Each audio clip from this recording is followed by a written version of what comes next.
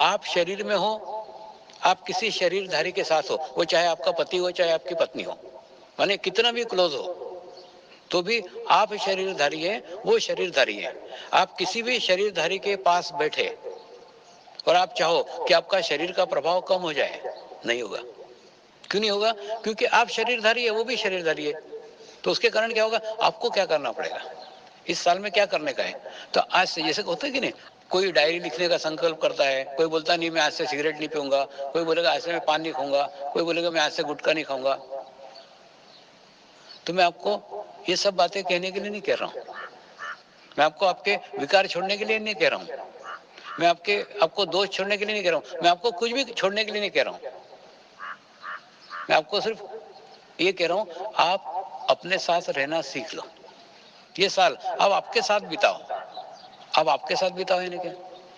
आपके साथ बिताओ यानी आप आपकी आत्मा के साथ इस साल को बिताओ। तो आत्मा के साथ बिताओ यानी क्या? कैसे बिताते हैं मैं आपको बताता हूँ। एक थोड़ी सी दिन भर में, पूरे दिन भर की दिनचर्या में, आपकी 24 घंटे की दिनचर्या रहती है, उस दिनचर्या में थोड़ा समय, आधा घंटा, एक आधा घंटा आप अपने अकेले बिताओ।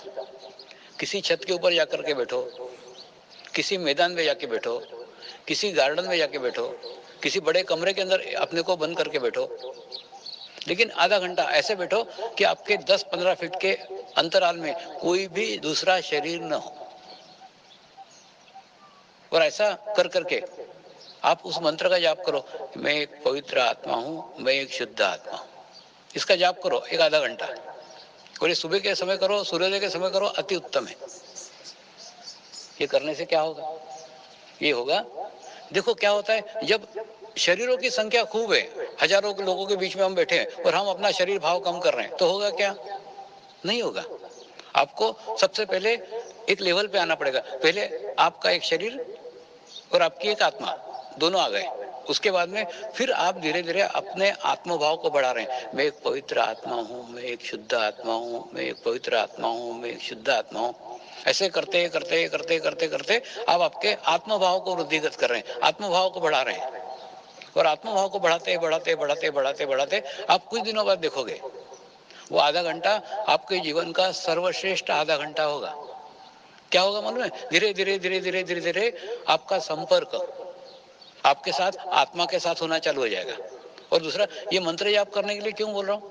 क्योंकि अकेले बैठोगे ना, तो फिर आपको कुछ ना कुछ विचार आएंगे। विचारों के द्वारा क्यों ना हो, आप किसी ना किसी व्यक्ति के विचार करोगे, और जिस व्यक्ति के विचार करे वो अनजाने में फिर आपके पास आ गया। तो आपको कोई विचार नहीं करने का, शरीर से भी अकेला रहने का है, चित्त से भी अकेला रहने का। आपको उस आधे घंटे में किसी भी व्यक्ति का विचार नहीं आना चाहिए, नहीं तो क्या हुआ, उस व्यक्ति को आपने चित्त से तो बुला ही लिया। और दूसरा, इसीलिए उस आधे घंटे के अंदर प्रैक्टिस करो, अभ्यास करो कि आपको किसी के साथ नहीं रहने का है, किसी का भी विचार भी नहीं करना, विचार से भी नहीं रहने का है। तो ऐसे करते करते करते आपके अंदर का आत्मभाव बढ़ेगा धीरे धीरे धीरे धीरे। ये अभ्यास है, ये साधना है, कोई चमत्कार नहीं है, कोई मिरेकल नहीं है, एकदम नहीं घटित होगा। कुछ दिन बाद आपको अनुभव होगा, आपके अंदर का आत्मभाव जागृत हो गया है, आत्मा सशक्त हो गई है, आत्मा मजबूत हो गई है। और आत्मा मजबूत होने के बाद में, आत्मा सशक्त होने के बाद में, आत्मा आपकी गुरु बन जाएगी। और गुरु बन जाने के बाद में फिर वो आपको अंदर से बताना चालू करेगी किस समस्या का निदान क्या है। प्रत्येक जगह आपको मार्गदर्शन करेगी, आपको गाइडेंस करेगी, वो आपका गुरु बनेगी। समर्पण ध्यान का एक ही उद्देश्य है, आप आपके गुरु बन जाओ। और गुरु बन जाने के बाद में उसका मार्गदर्शन, उसका नियंत्रण आपके जीवन के ऊपर हो जाएगा। देखिए, जब एक बार उस आधे घंटे की साधना से करते करते करते करते आपका आत्मा का नियंत्रण आपके शरीर के ऊपर हो गया, तो धीरे धीरे आप देखेंगे, आप सर्वप्रथम शरीर के तकलीफों से मुक्त हो जाओगे। कमर दुखेगी नहीं, ऐसे नहीं दुखेगी, लेकिन मालूम नहीं पड़ेगा कि दुख रहा है। घुटने दुखेंगे नहीं, ऐसे नहीं दुखेंगे, लेकिन मालूम नहीं पड़ेगा कि दुख रहे हैं।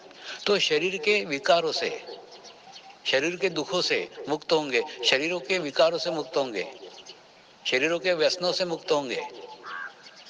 शरीरों के विचारों से मुक्त होंगे। ये सारी प्रॉब्लम, सारी समस्याएं सब घूम फिर करके एक जगह शरीर पे आ जाती है। तो उस शरीर में से मुक्त होना ही वो मुक्त अवस्था है, जिस अवस्था को मोक्ष कहते हैं। तो मोक्ष वह स्थिति है, वो प्रत्येक को अपनी स्वयं ही प्राप्त करना होती है। उसके लिए सतत साधना की आवश्यकता होती है, और वही साधना की शुरुआत आज हम करने जा रहे हैं।